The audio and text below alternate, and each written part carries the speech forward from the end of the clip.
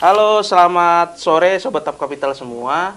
Kembali lagi di acara RBT atau Ramadan bareng Tap. Tepuk tangan semua. Kalian dibayar untuk tepuk tangan. Kali ini kembali lagi, sebelumnya kenalin aku aja deh. Aku Edo, di sini sebagai host RBT ya kali ini ya. Beda dengan host sebelumnya ya.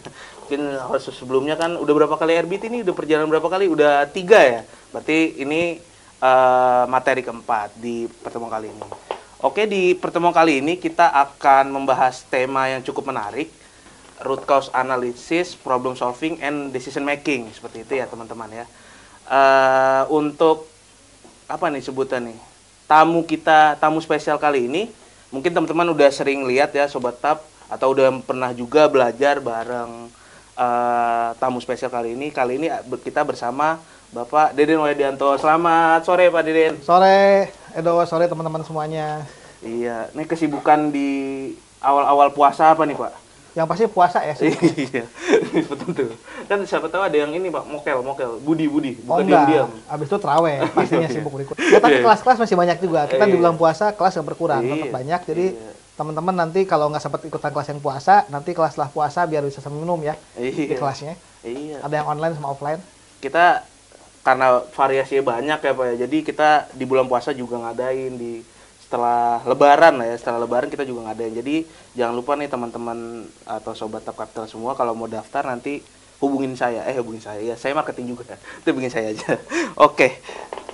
Di topik kali ini kita akan membahas root cause analysis nih Pak. Sebenarnya apa sih Pak? Mungkin banyak Sobat Tap yang belum tahu gitu ya. Apa sih itu root cause analysis Pak? Jadi kalau kita mau bicara apa itu root cause analysis, kita mesti maju dulu. Majunya kemana? Majunya ke masalah yang kita hadapi sehari-hari. Masalah kan harus diselesaikan ya, bukan dilarikan gitu. Jadi kita nggak boleh lari dari masalah, tapi dihadapi masalahnya. Nah, salah satu cara menghadapi masalah dengan banyak tools yang bisa dipakai. Salah satu yang di dunia usaha itu banyak dipakai khususnya di teman-teman yang memang aktif dalam aktivitas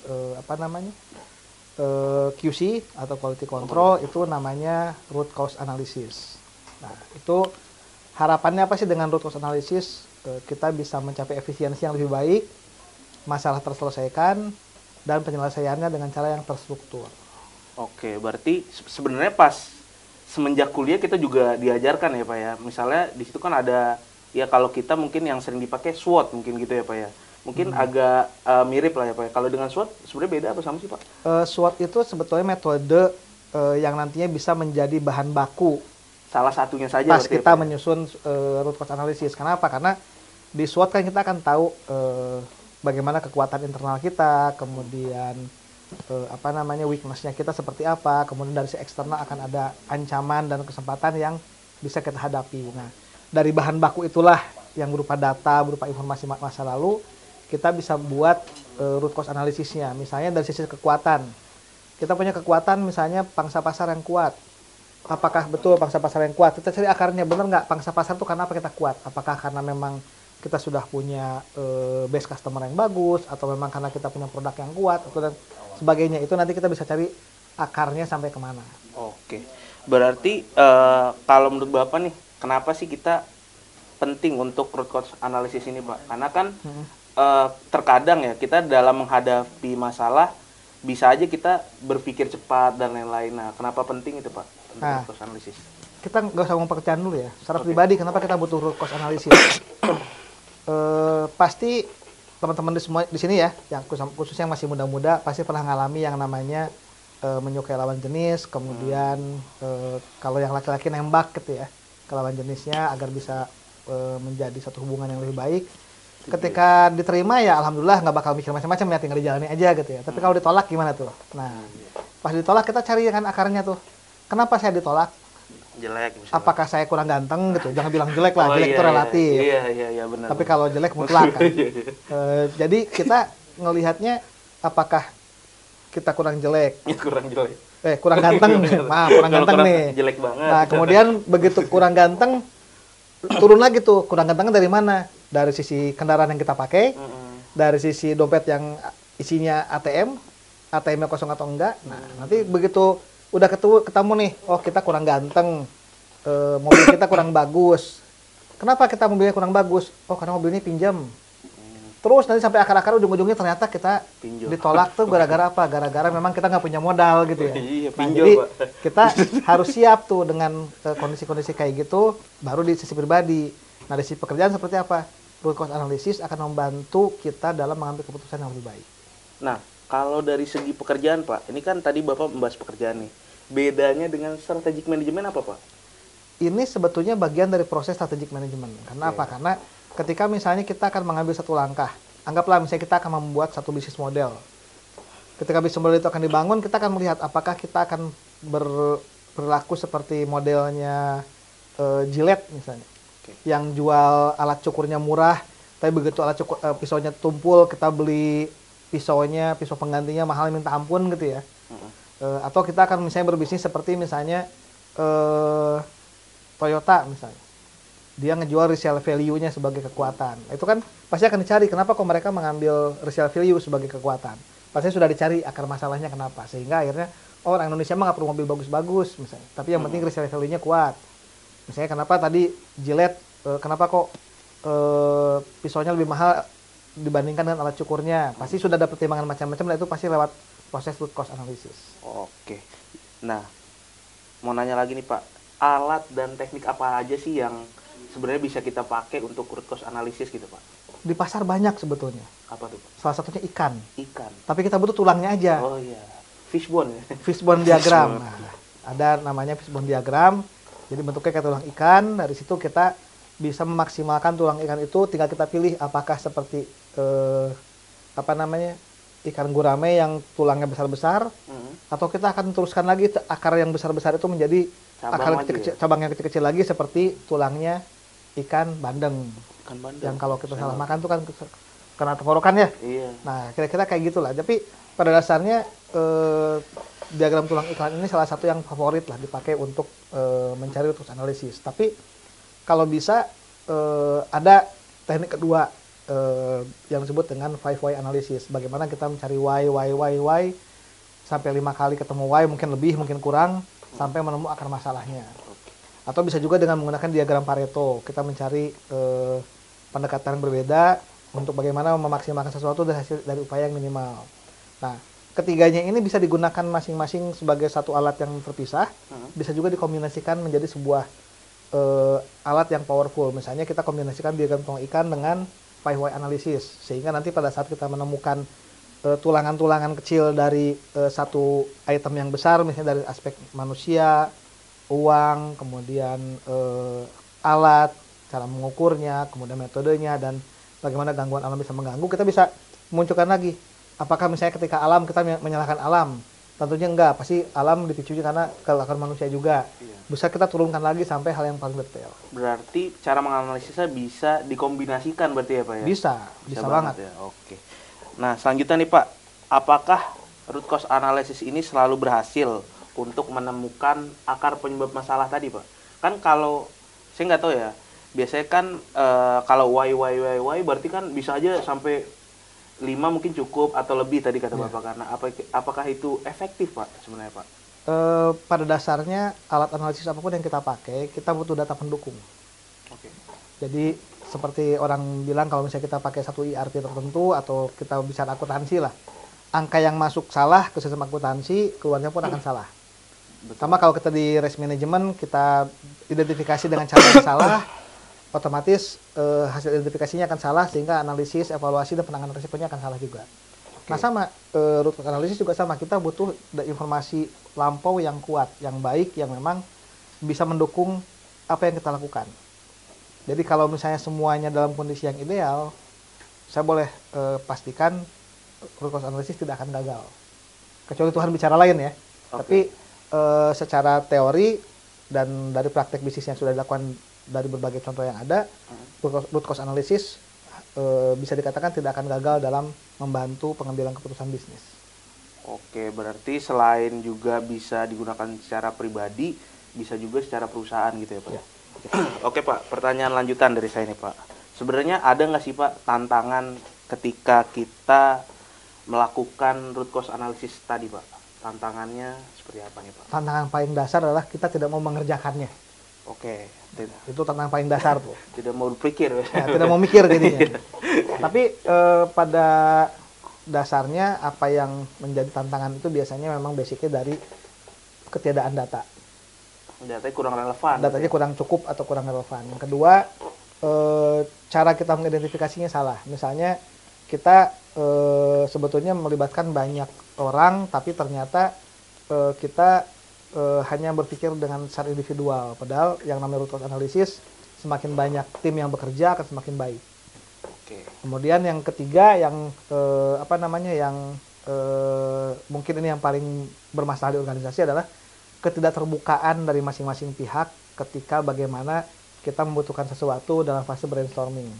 Oke. Di fase brainstorming kita pengen tahu tuh masukan-masukan apa saja yang ada, kendala-kendala apa aja yang ada. Ketika itu tidak dapat, otomatis ya itu tadi, inputnya akan sampah, sehingga keluarnya pun akan menjadi sampah. Berarti kan, berarti ada aspek keterbukaan yang harus dimiliki masing-masing orang ketika itu ya Pak ya? Tentu. Oke, pertanyaan lanjutan nih Pak. Kan tadi root cause analysis bisa digunakan oleh perusahaan ataupun organisasi ataupun pribadi. Nah, itu fungsinya di masing-masing itu bagaimana nih Pak? Perorangan seperti apa, organisasi seperti apa, atau perusahaan seperti apa? Sebetulnya pada dasarnya root cause analysis ini bisa dipakai dalam setiap tahapan proses bisnis. Kita secara personal misalnya dalam bekerja, kita memiliki masalah-masalah pekerjaan yang secara individual. Nah, biasakan menyelesaikannya dengan cara yang struktur melalui root cause analysis ini.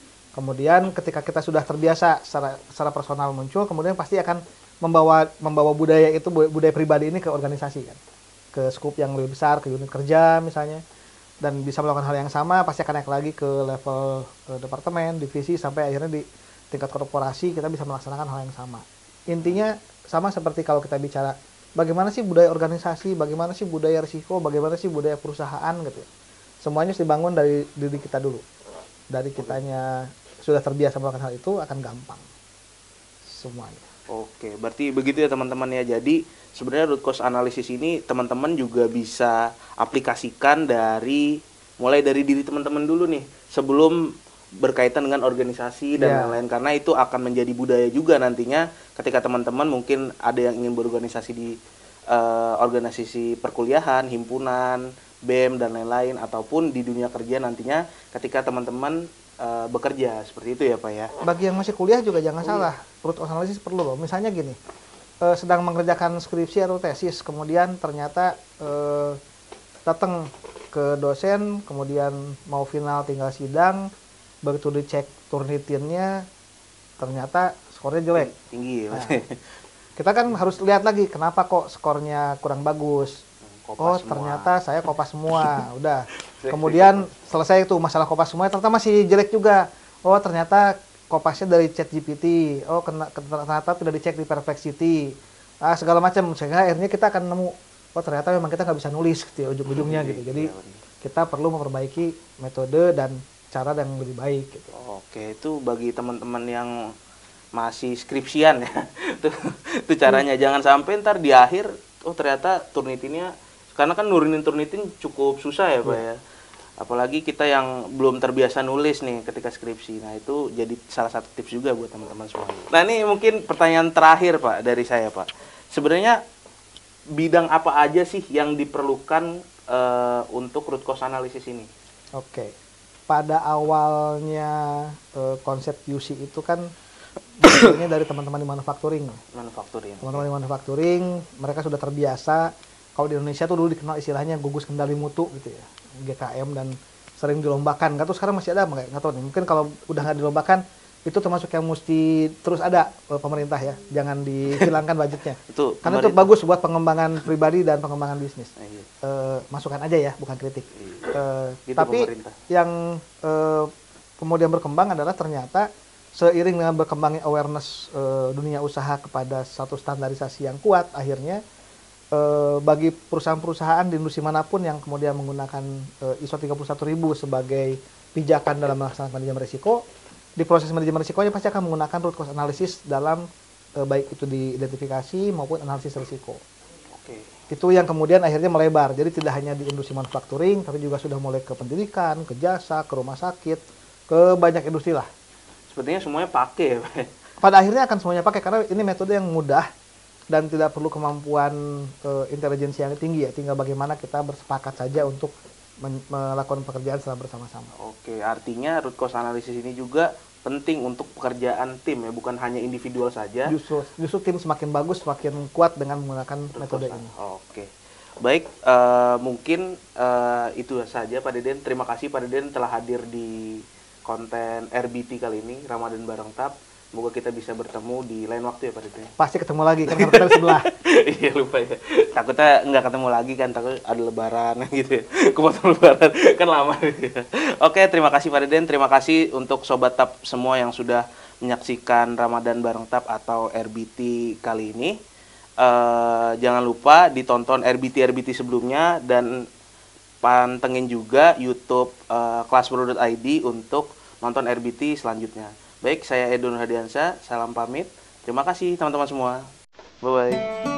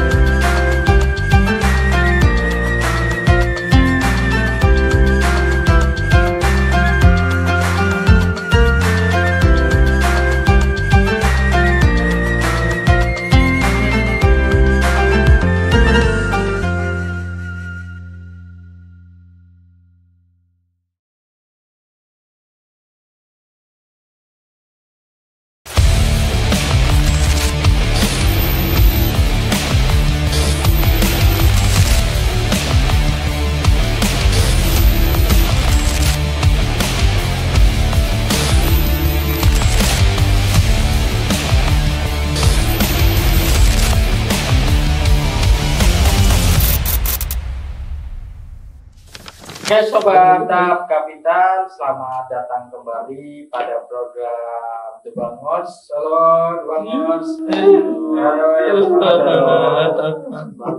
Oke, Sobat Tap Kapital, jadi di sini kita ada lanjutan. Setelah kemarin kita udah cukup panjang terkait dengan reaksi kita terhadap video-video lucu selama bulan Ramadan.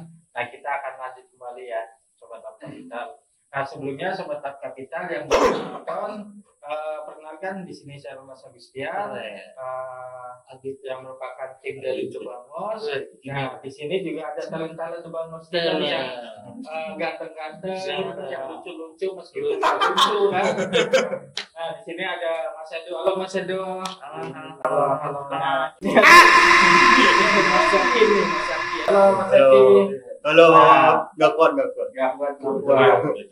Dunia lain ini emang di bola dunia lain ya. Nah, selanjutnya ada Mas Gigi. Halo Mas Gigi. Halo. Oke.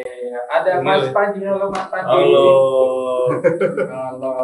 Kira-kira puasa lancar nggak nih The Bangos? Alhamdulillah. Azan pertama. Subuh dong. Oh iya, pertama subuh. Islamnya baru datang di 2024 akhir. Tahu kan setelah lihat video di TikTok ini. Namanya hasil latihan. Hasil latihan. Masih dibayar 2000 ya? Sejam dulu. Lu kata sewa internet. Warnet.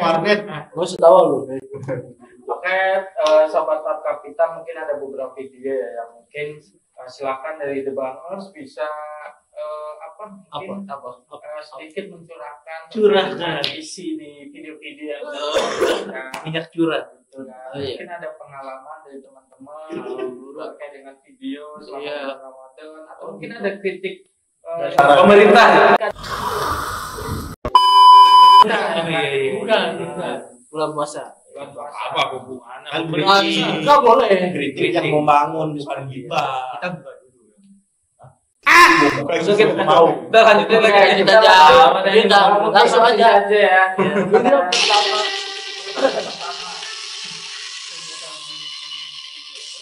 Sejenak lupakan janda viral, saatnya kembali ke pelukan istri saya.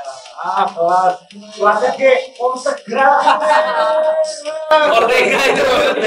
Boy Ortega. Kira-kira kan teman-teman The Bangers ada pengalaman apa nih misal kalau mudik? Sekarang kan lagi ramai orang mudik, di belakangnya dikasih tulisan. Oke, teman-teman gimana The Bangers? Silakan mungkin masing-masing. Bagus. Saya lebih suka kayak gini, Mas. Lebih jelas. Kenapa? Daripada yang naik perahu ke Jalan bebek-bebekan di Depok ya kan. Go. Itu di mana di Tapos. Ada teman lo. Rawa Blong.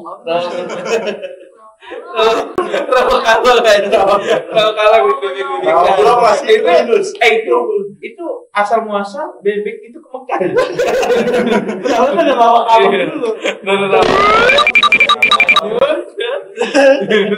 Tinggal. Cerita mungkin bisa Dibagi bagus. Saya bikin lagi. Kalau saya kurang relate ya, maaf saya kuat soalnya. Sombong amat. Pesawat. Waduh, saya nggak bisa berbagi biasanya. Jangan maling gudang di kapal ya. Maling gundang dulu dari Lampung ke sini Surabaya. Oh jauh ya. Gace. Apa nyasar ke Malaysia? Oh iya Padang. Maling gundang bukan. Tapi ada versi Malaysia. Iya. Sitanggang. Jadi ceritanya sama. Jadi sebenarnya Malaysia itu ada. Sitanggang. Itu dari Malaysia. Ada di Betulnya Polo Sitanggang. Lanjut ke video selanjutnya. Nah, ini belum. Oh ya ini belum. Kita lanjut ke topik ini. Oh my god, dramatis sekali. Set.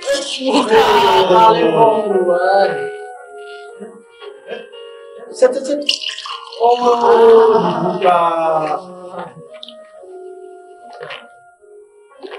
Kenyang.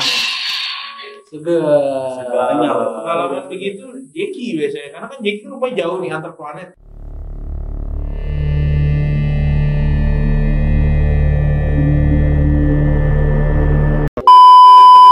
Jadi pasti dia lebih aus ya. Kemarin pernah kayak gitu. Kenapa mokel? Enggak kepleset. Oh, pleset. Meninggal. 20 tusuk. 20 tusuk. Sate. Kita lanjut ke meja. Kepleset juga waktu itu. Nah, terus Pas kepleset itu, ya itu dapat 20 tusuk sate, 20 tusuk. piring nasi, es teh. Enggak, kalau pas jadi kerupuk. Enggak pertanyaan gue tuh tadi nggak mau bilang kepleset. pukul-pukul. Lalu dia kepleset. Terus jadi dapat tusuk sate. Gue tanya kenapa hubungannya? Ya itu kan tadi kepleset, dia kepleset dapat semangka. Iya benar. Lu milih makan 20 tusuk. Nah, itu gimana ceritanya? Tusuk lu sini. Gue kira tuh iya baru tusuk sate sebanyak 20 tusuk. Kita lanjut. Jelas. Gimana puasa pertamamu bro? Alhamdulillah lancar bro. Kalau enggak, alhamdulillah lancar juga bro. Tapi hampir makro. Bro, bagaimana puasanya kalian? Tidak dirasa tinggal 29 hari lagi. Tempe sekali. Tolong hari kata tete.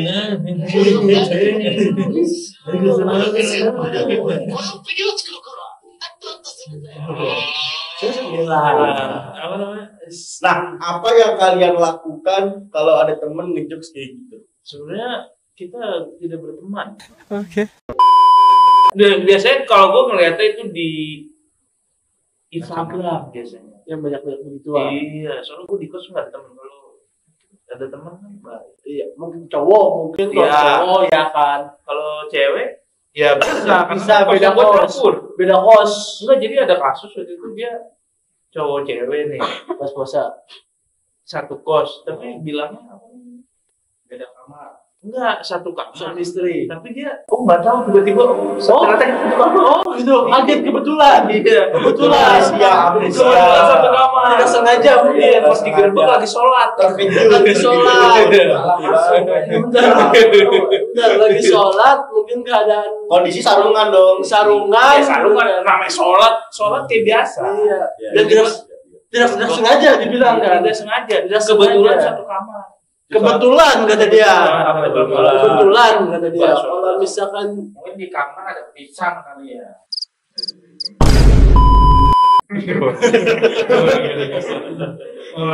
lagi pengen ngeberesin otaknya ditambah lagi ada pisang. Kita lanjut ke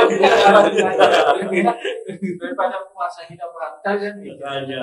Tapi batal itu B. B, buka. Buka. B, nah, Bang G nih. Nah, dari tadi. Bukber tuh, B, bukber. Alhamdulillah.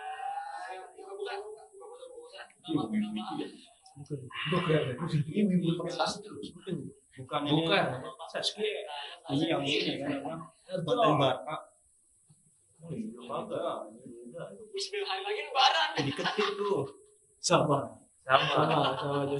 Jokes sama jokes bang jokes orang tua. jokes bang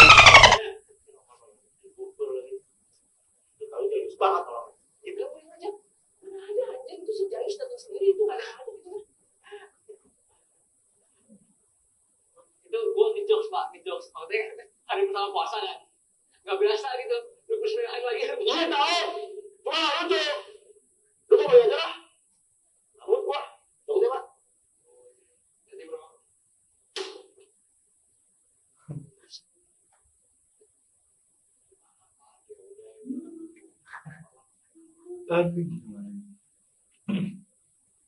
Puasa hari pertama kan. Bilang Udah batal berapa lu?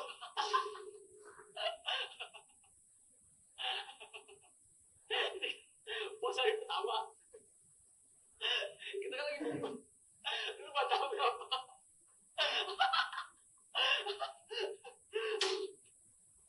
ini momen bukber. Ah, Kita lihat Jeki momen bukbernya itu kapan terakhir? Terakhir. bukber terakhir Sama siapa? Sama Ya karena emang puasa kemarin 2024. sama teman-teman di Tanjung. Benar, konsep barengnya buka barengnya itu benar. Buka bareng maksudnya enggak teman-teman lo, teman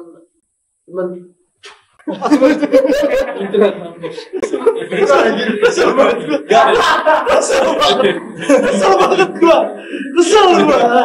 Kayak gini orang kayak gitu tuh bikin puasa batal sebenarnya. Ini contoh dia yang tadi nanya. Tadi pas Pak Jobs, orang udah pulang. Pulang gitu. lalu Lu harusnya Lu harusnya pakai introspeksi. lu pakai kostum Naruto. Kontrasepsi. Introspeksi. Ini dalam keadaan puasa ya, tolong. haus nih Haus. haus. Biasanya kalau apa namanya muazin gitu, Muazin kan ini muazin maghrib. Iya. Dia buka dulu apa azan dulu? Buka dulu baru azan. Buka dulu, bukan Iya. dikit. Buka itu kan disegerakan. disegerakan. Segerakan Menurut- berbuka. Jadi even dia buka puasa, Even dia sedang main event PUBG. nah, Bukan. walaupun dia sedang ditugaskan menjadi Jadi pembawa azan, pembawa azan. Gimana sih? Berarti bawa azan tuh Orang-orang yang membuka tinggal ngeliatin muazin aja, nggak usah nunggu azan. Pas dia buka, kita ikut buka. kan di beberapa masjid Ya kan dia cuma udah ada 4 yang- lebih. kan dia sebelum Kan ada- azan pasti udah dengar azan dari Iya. Iya. Nah, yang dia ada dari TV, ada di handphone sekarang. Handphone udah di ini, udah ada ajannya. Jadi kalau menurut lu apa? Sholat dulu. Boleh kita lanjut ke video selanjutnya nih. Ini agak mager ya dengan ini ya. Iya. Udah puasa hari Hama berapa ini. ya? Oh, kan. Setiap puasa lebaran pagi THR Apa nih jatuhnya dari pengeluaran. jatuhnya kayak pas lagi puasa itu capek, lesu gitu kan, tapi tiba-tiba keinget Oh, benar itu THR, berarti pulang mudik, ketemu keluarga, sama saudara. Terus banget ya. Kalau misalnya yang orang keluarganya nggak ada, contohnya anak-anak di Iya. ya sama contoh Pengangguran anaknya misalnya. punya kampung tapi tahun ini katanya nggak mau mudik ya bagaimana anaknya punya kampung tapi tahun ini nggak pengen mudik. iya Itu bisa jadi ada dua ini tuh. satu Kondisi ya. satu. Kondisi. Ya. Pertama emang dianya aja kayak Contoh pengangguran. iya itu dia nggak punya duit. enggak posisinya dia kerja misal Oh, kalian posisi udah punya teman satu kantor dia Ah. harusnya mudik punya kampung tapi katanya nggak mau mudik Nggak mau mudik. iya Alasan satu apa tadi Gio? Ada sesuatu mungkin dia kayak malas demi saudara-saudaranya gitu kan. Karena musuhan. Habisnya ada yang bisa terbaru tuh kayak Iya, Sukses. Oh, dia begitu ya. Isi dua. Bukan saudara-saudara Sulit. yang ada yang kayak begitu gitu kan. Kedua. Satu lagi emang udah fix sudah niat tidak Ini contoh nih, contoh. Dia bekerja keras nih, Bekerja di negeri keras. orang, Pemecah batu. pemecah batu di negeri orang. Dia kerja nih, kerja. Ya, nah, dia kan otomatis mau minta air. Terus dia mau balik nih ke daerahnya, tapi dari telepon rumahnya nggak ada, hancur.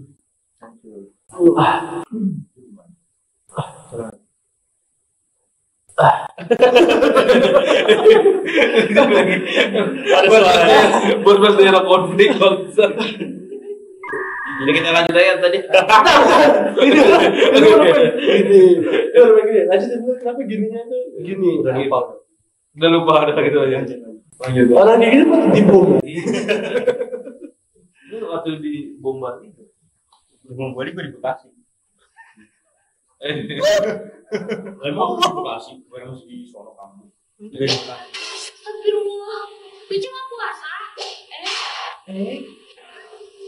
Ih, kamu mah apa? Cik atuh kamu teh. Kalau mau ngasih tahu teh nanti, kalau aku udah kenyang.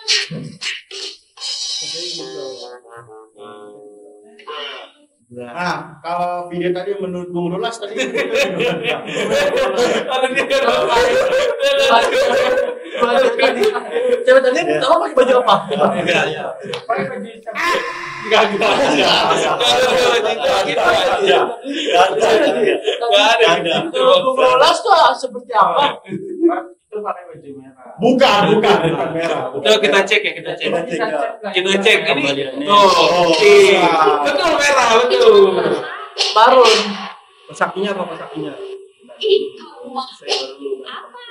Cik atau kamu teh? Kalau mau ngasih tahu teh nanti kalau aku udah kenyang. Nah, pertanyaannya tadi pagar di belakang warna apa?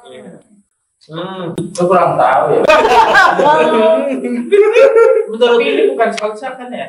Wah, saya temen lu kan, maksudnya temen adik kelas pas lagi lu kuliah kan? Iya. guru kan sekarang kan. Baru sekarang. Yang kemarin live TikTok itu kan? Yang di komen lu komen dibalas itu sih. Enggak, ada lagi. Yang pengalaman mokel sih Jugi. Iya. Ini kira-kira teman-teman di Balmor punya pengalaman apa nih? Oh, kalau Sering matang, mokel kan? Wah, Sakit, kalau atau itu apa? sebenarnya sengaja. Oh, itu lupa ya, dia Lupa, dia lupa.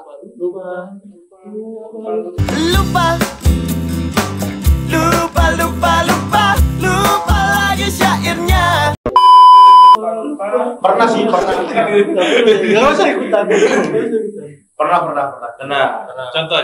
Contoh Itu kenapa bisa sampai mau? dulu waktu pas masih kecil ya. Oh, kecil. Pas muda masih sekolah masih di rumah Lanjut. ya Cerita. terus habis itu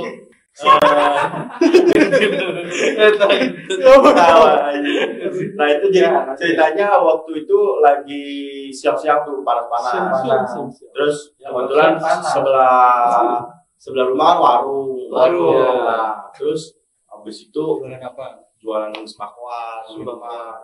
Terus ke sebelah ada tuh ke warung ngambil semacam minuman teh gelas gitulah. Teh dalam gelas. Arinda, jangan dulu Arinda. Adidas. Yang asem apa itu? Ada teh gelas. Ada, ya. Udah ada teh gelas. Terus beda ya?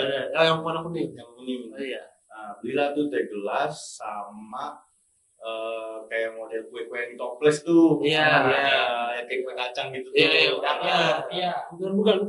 Ada. Ketawa. Betul. Terus beli. Nah, yang di warung nggak ngomong, nggak ngasih tahu kalau misalnya lah kan lagi puasa, gitu. puasa gitu. Nah, udah beli aja. Kalau ini kali. Nah, sebelah rumah tangga tahu gue dia. Nggak sengaja. Iya nggak sengaja. Nah, Enggak lu sering beli pasti. Makanya enggak buat. syukur alhamdulillah belum pernah batal. Sombong amat. Oh iya, kita kan. Ya itu jadi gitu. Jadi pas sampai rumah dikasih tahu sama orang rumah menyokap. Gitu. Kamu kan puasa? Puasa?